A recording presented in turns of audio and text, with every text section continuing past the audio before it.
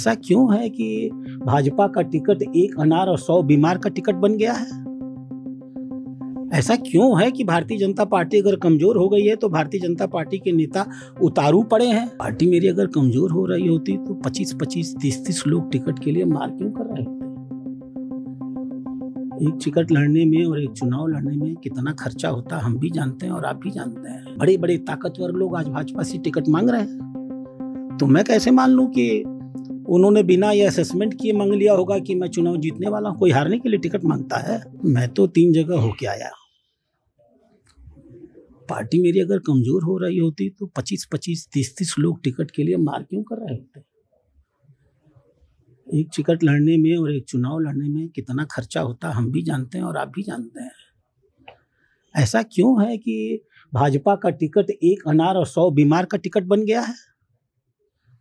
ऐसा क्यों है कि भारतीय जनता पार्टी अगर कमजोर हो गई है तो भारतीय जनता पार्टी के नेता उतारू पड़े हैं? मैं दौसा गया था, मैं देवली उनियरा गया था, मैं झुंझुनू गया था।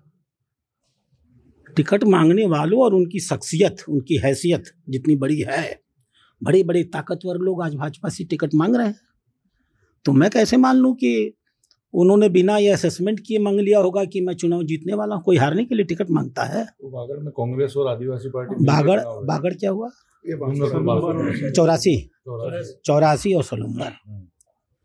देखिए, राजकुमार राउत जी एक नौजवान है। राजकुमार राउत जी ने पहले वो ट्राइबल पार्टी में थे, फिर उन्होंने अलग होकर के आदिवासी पार्टी बनाई है और एक नौजवान की तरह कोशिश कर रहे हैं कि वो भील समाज के बीच में कोई जागरूकता पैदा करें। धीमे धीमे उनके समझ में आ जाएगा कि जो कुछ काम वो करना चाहते हैं कांग्रेस की गोद में बैठ करके नहीं होने वाला है। यह काम तो मोदी जी ही करते हैं। आज मानधन का जो सौंदीकरण हुआ है, मानगढ़ का, और जो राष्ट्रीय संग्रहालय बना है, आज जो बहुत बड़ा म्यूजियम वसुंधरा जी ने बनवाया है,